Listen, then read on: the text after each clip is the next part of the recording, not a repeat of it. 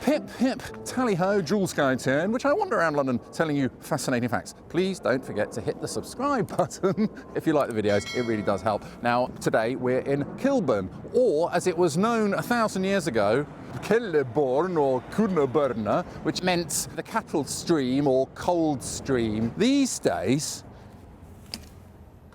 can't hear anything. These days, I think it's underneath there. These days, it's turned into one of those underground rivers. The Westbourne starts up in Hampstead somewhere. We saw it in my Knightsbridge video just coming out of the Serpentine. And I've got this kind of theory, and I keep going on about, and I don't know if it's true, but it does seem to be the case that whenever I find one of these underground rivers, there seems to be a stink pipe nearby. Points to me. Did you notice that, Simon? I thought it was just a lamppost at first. So your Simon's voice has got very high. It's Simone's. Yeah, Simon's not available today, but we're with Eleanor. Hello, Eleanor. Hello, hello. They coalted a lot of these streams. They needed stink pipes for the sewers because they're now sewers. That's my theory. I'm sticking to it. And so you see that this road called Priory Terrace, and that's because there used to be a priory here around the time of King Henry I, but King Henry VIII came along and smashed down all the priories, in the 1500s. The only evidence we've got now is Abbey Road, where the Beatles walked across. Yeah, there must have been an abbey of some sort there. Makes sense, yeah. Yeah. That's a good question. Good question. Come on, let's go.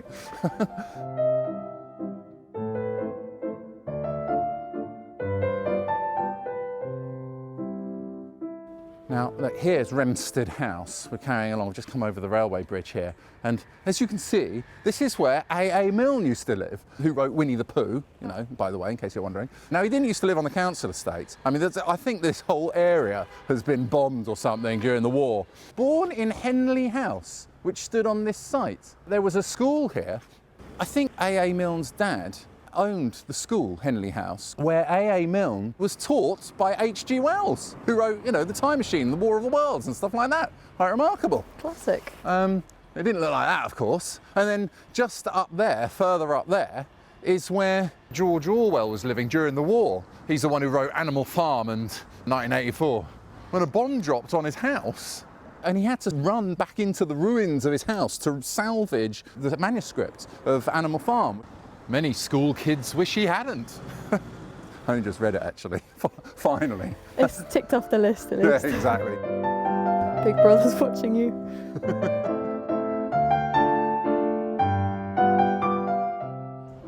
The world's smallest public park bench there. Can you fit? It's very odd. It reminds me of that taxi rank. There's a cab rank where it's just for one taxi. This is just for one person. Actually, quite a good idea, because if you don't want someone sitting next to you, I quite like it. The antisocial park bench. The poor fellow, you didn't want to sit here, did you? We're going now. Oh.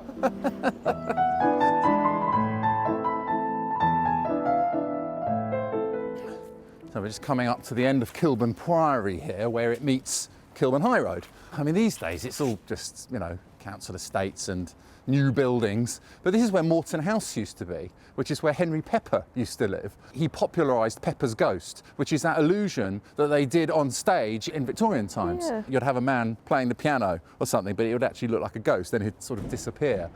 I have some footage of myself at the Esoteric exhibition. You can still probably go to it, down in Waterloo, if you're watching this video and it just came out, where they've got all these sorts of things. What does this say here?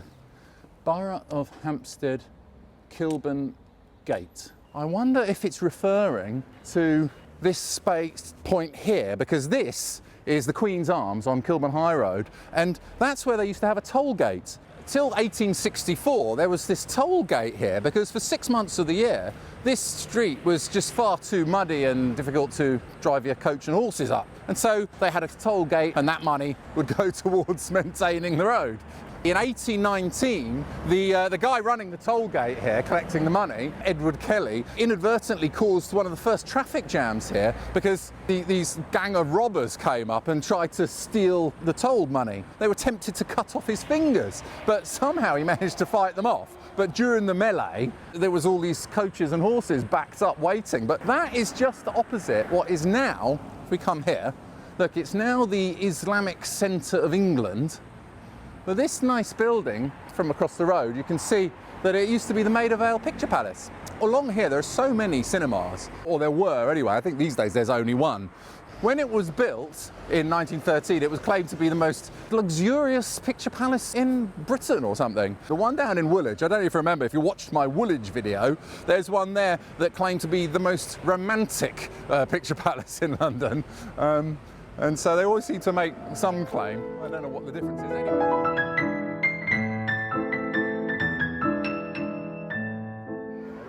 We actually still use Pepper's Ghosts in immersive rides.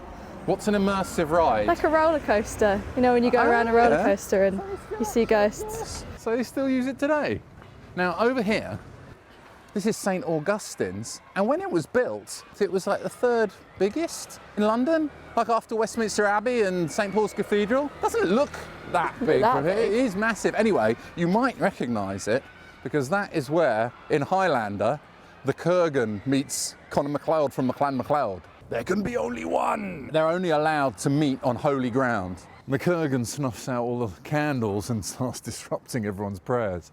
It's actually supposed to be set in New York, so they walk into this church in New York, but they actually end up inside St Augustine's. In Kilburn. It's better to burn out than to fade away. If your head leaves your neck, it's over, Highlander.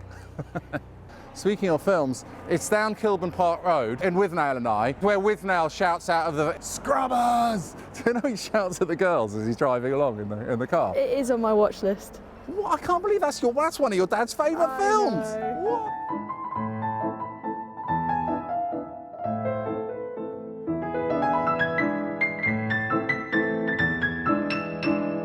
Look at this amazing, it's called the Tin Tabernacle. It was built in 1863. It's like a church made out of corrugated iron. The inside is decked out to look like an old battleship that got scrapped. The HMS Bicester, is it? It was the Bicester times, it was the Worcester times. Was it Bicester or Worcester? I don't know. Anyway, let's go find out. Hi, Mary. Oh, hi, Julian. Hi. These tin churches are a thing. When was this one built, do you know? 1863. And the whole thing was that they could be transported as a kind of flat pack. Like IKEA, an IKEA church. They link with the time of the Regent Canal, and so you could have the flat pack travel on canal and the time of railway building, and we think this building was built by Scottish builders who were building the overground. So you've got the Victorian element, then what happened with the Second World War, where it was used for air raid precaution, because around here was so heavily bombed, and that's when it lost the congregation. Then this is why Sea Cadets came in, because they were in the old Kilburn Grammar School in the gymnasium, which got bombed, and then the church commissioners who owned the property here said that they could come in to train young people for going in the Navy or the Merchant Navy. That's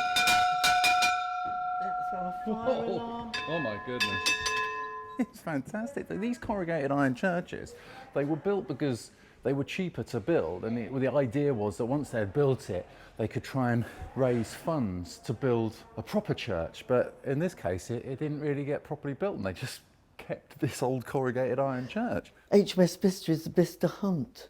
This one's called the HMS Bicester. Why? Yes, because it was linked to a destroyer called HMS Bicester, which survived the Second World War, got scrapped, but now there's a new one. All of these are to do with the naming. And then if they didn't get hit by bombs in the Second World War, they got flattened by property developers in the 60s.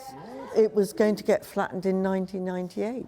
Until it got listed, it got a grade 2 listing. Oh, fantastic. So what do you use it for now? It's really good for music. So if someone wants to come and put on an event, then we have a website. tintabernaclekilburn.org. Yeah. There it is. Yeah.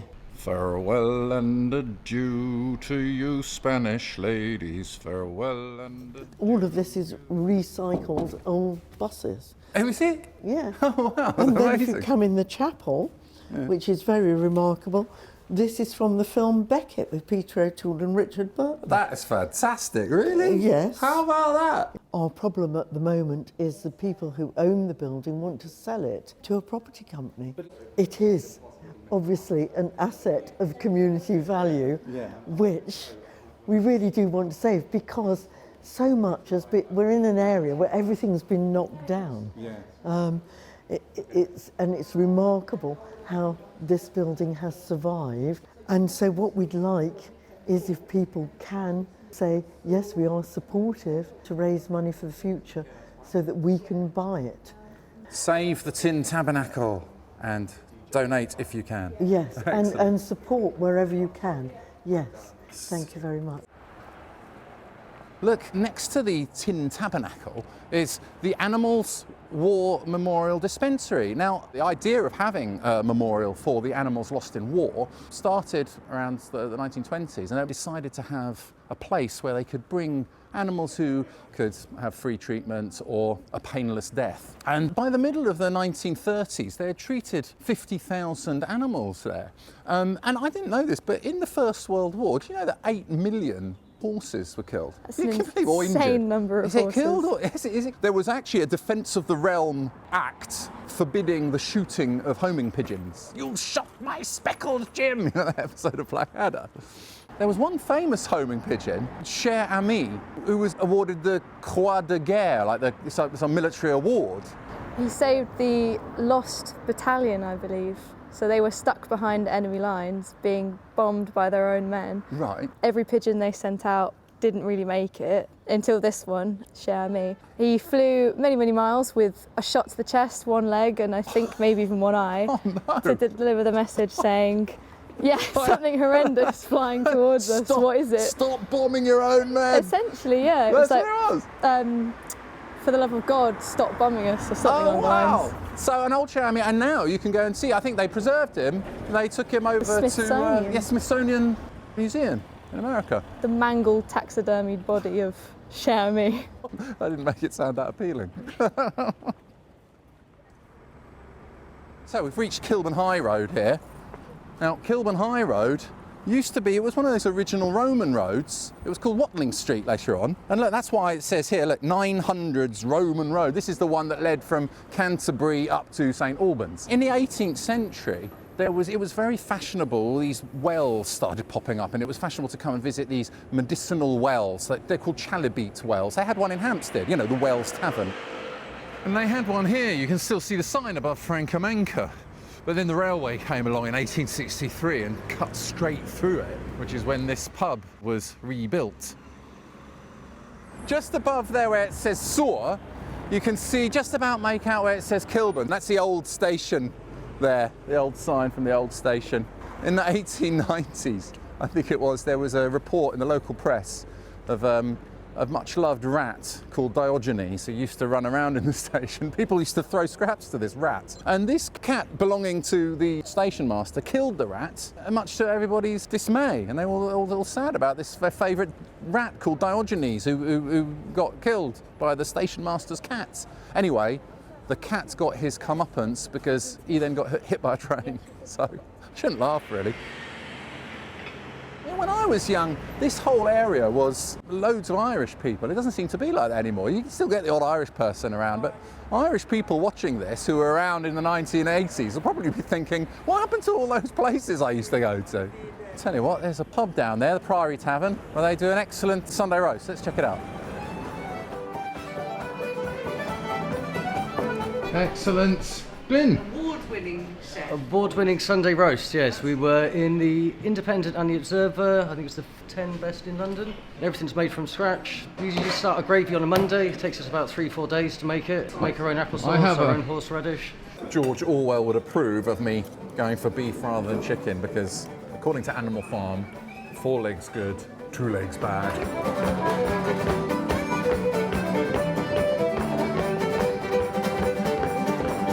George Orwell, he lived around the corner and he wrote Animal Farm 80 years ago last August, and he used to drink in here. Compliments to the chef, Glenn. That is possibly the best one I've had in London. I genuinely mean it, actually. are back on Kilburn High Road. Can't help thinking of Kilburn and the High Roads. Ian Dury. I don't think Ian Dury actually had any connection with Kilburn. He must have played here occasionally, but anyway, he had the famous band Kilburn and the High Roads, didn't he? You see, I love these old facades. That looks like it was probably a Burton's. Montague Burton, whose name wasn't actually Montague Burton, it was Meshach Osinski, who had come over in 1900, escaping from the pogroms in what's now Lithuania.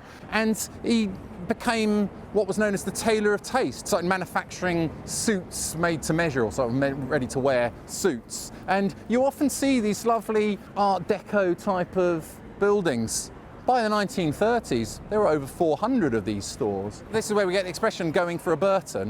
My mum used to say, oh, I went for a Burton when you trip over. But also the full Monty, after Montague Burton. It's a full Monty, I suppose your full suit, full birthday suit or something. I don't know. I think that's right anyway. Don't write in.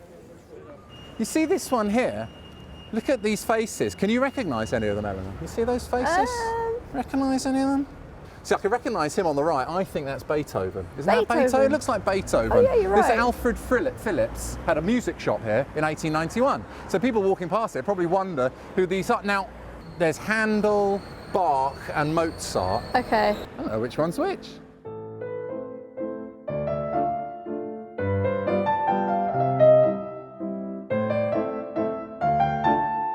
I don't know if it's still called St Mary's, but I think this is the one that opened in 1870. Is it still a school? Anyway, later on, do you know who went here? You won't know this. This is completely nerdy knowledge. Was it you? No, it was Fred Housego, the taxi driver who famously won Mastermind in 1980. Because you know, taxi drivers, they did an experiment on them. They checked and they have larger hypothalamus. Yeah. With something to do with their brain. They can remember more facts. Because of the knowledge. Yeah, from doing the knowledge. Much lower diagnosis of dementia for taxi drivers. Really? Yeah. I wonder if that works for me, because doing Joolz guides is kind of doing the knowledge, isn't it? Yeah. You know your way around. Do I detect a Liverpudlian accent there? Maybe. Come on, I'm on my way. Come on. No, I just thought it was quite appropriate. There is quite a link between Liverpool and Ireland, isn't there? I mean, I'm not making that up, is there? There seems to be a... My Irish granddad told me it's because Irish people got on the boat to go to New York and they didn't tell them when to get off or how long it would take. So everyone got off at Liverpool. Oh, right. So that's what he said. I don't know if it's true or not. Oh, look at this. Another sad sight. A closed down pub, bird in hand. They wanted to flatten it and turn it into flats or something. Luxury flats. They were refused planning permission. So at the moment it's just sitting there like that. Now I don't know if this is true, but I think you put your ear to the ground there, under this drain, you can kind of hear the river Westbourne, the Kilburn. Can you hear something? Kilburn, I can hear it, yeah. I think that's what it is. It's underneath there somewhere. The river Kilburn. Well, I think it's now the river Westbourne. Anyway, it's a beautiful pub there, isn't it? Look at that.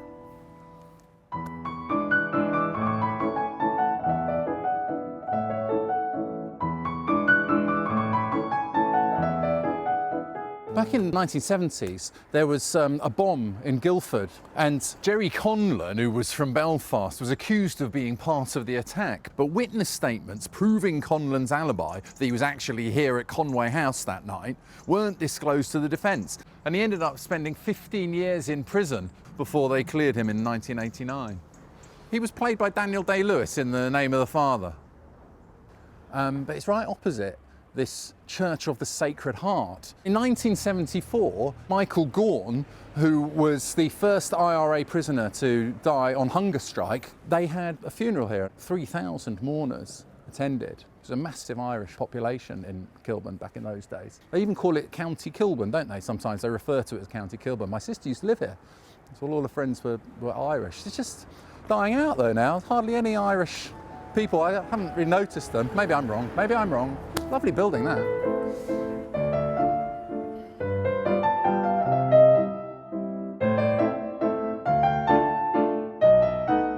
This was a mews originally, I suppose, and in 1881 the General Omnibus Company had stables for about 200 horses, which are along here. But by 1911 I think it had closed down. But this building here, number 1, still survives. It's rather nice, isn't it? Look, you can see it's a slightly odd angle. This was where people connected with the Omnibus Company. They were allowed to stay or something. It was quite nice, that. Their main building was opposite the Priory Tavern. You can see the initials at the top.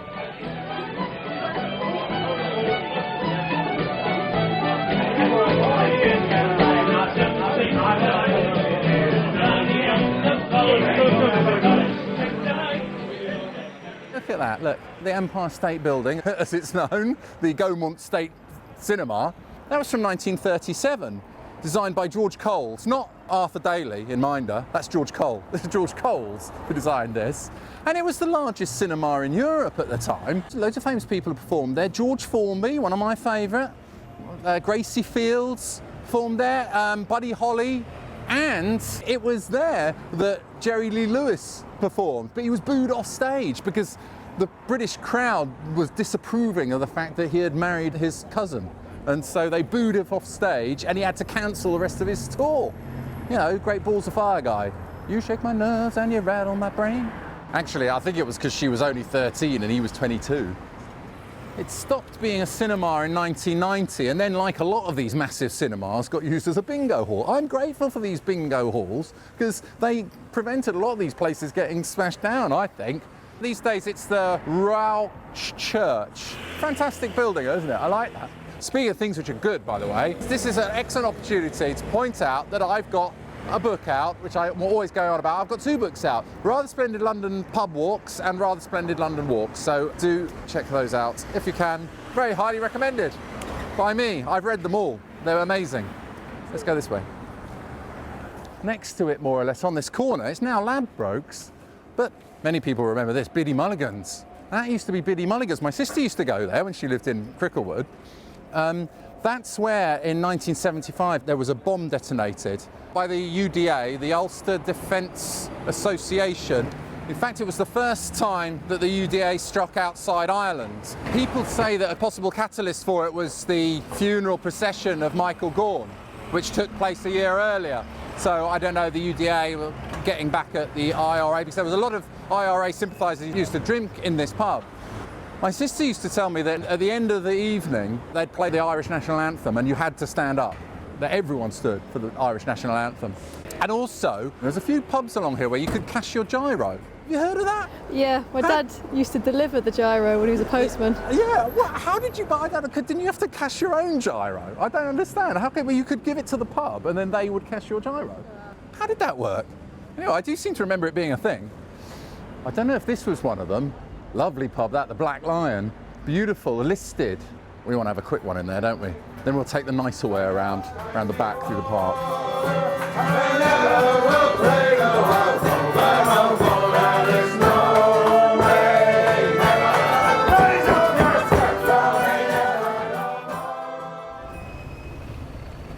That's the Grange, built in 1914. It's yet another cinema. Just goes to show how popular cinema was in the old days. But in 1976, it was taken over and turned into the Kilburn National Ballroom by the pleasingly named Butty Sugru, who was the strongest man in Ireland, so they said. He actually pulled a double-decker bus up Kilburn High Road whilst pushing a baby in a pram with the other hand. He ran a few pubs around the area, and down there at the Admiral Nelson, which he also ran, he managed to persuade the barman there to break the record for being buried alive. He was brought up here with thousands of Irish residents lining the streets, and he was taken all the way along here in 1968 to Keane's Builders Yard, I think it was called, and he was buried for 61 days. Anyway, David Bowie played there, Nirvana, The Smiths, The Senseless Things, Snuff. I don't know if you know those bands. I like Snuff. Anyway, your father and I went to some of their gigs, Eleanor. Yeah. I've probably heard of the... Yes, the famous tales. What Tyler, you know. Wonderful though. And just outside it actually, look there, a post box from the time of King George V. That says GR on it. So when was he? Around the time of the First World War, which is actually when that was built. And just next to that is, okay, Duck Duck Goose, not particularly historical, but look upstairs from that, you can just about make out that sort of Art Deco look. That's where the Burton's offices were. So we saw Burton's earlier on, old Montague Burton, and that's where they had their offices here. Similar style. Look, Eleanor, it's George VI. The previous one we saw was just GR. If it just says GR, it's George V, but this one is the curly GR and it's got a 6 in it, you see? So that means it was put there in the time of George VI.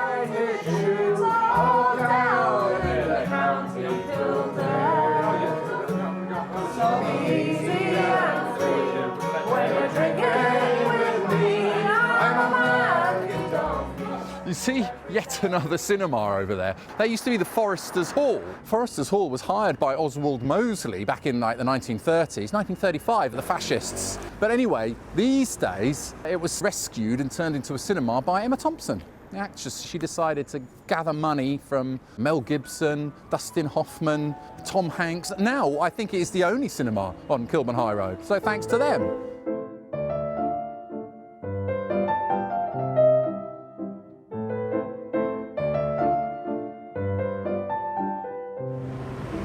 Here at Kilburn Station, they've got the largest public graffiti art ever commissioned in the UK. I think it represents local history and local people.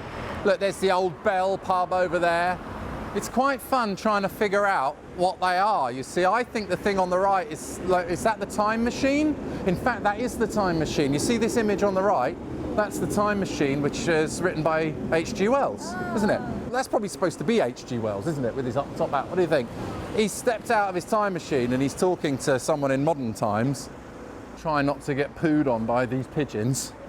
So back in 1957, locals around Kilburn probably thought they had an extra cinema to add to all those other cinemas, because this little bit here, they created the facade for what they called the Bijou Cinema, which was for a film called The Smallest Show on Earth. Peter Sellers and Margaret Rutherford and Leslie Phillips. He was the one who goes, hello, you know that guy, you know, hello. Leslie. I haven't seen The Smallest Show on Earth. I'd like to see that. I love those films shot on location. It gives you a great idea of what the area looked like.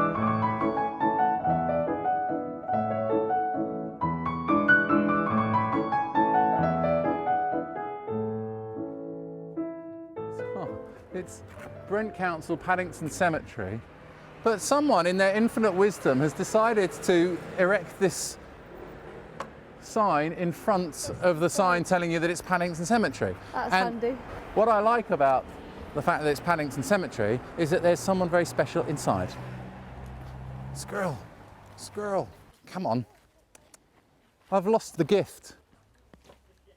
Michael Bond, who wrote Paddington Bear. So I wonder if he was buried with his Paddington Bear. That would be quite interesting to know. It says, please look after this bear. Thank you. I'll leave it there for you. Stupid squirrel, let's go.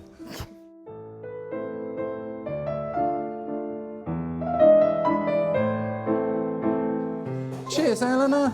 Cheers, everybody. Thanks for watching. Don't forget to hit the subscribe button if you like the videos. And you can go over to my website, joolzguides.com. If you want to buy my book, please buy my book, Rather Splendid London Pub Walks. And you can buy merchandise and find out all about me. And I'll see you next time.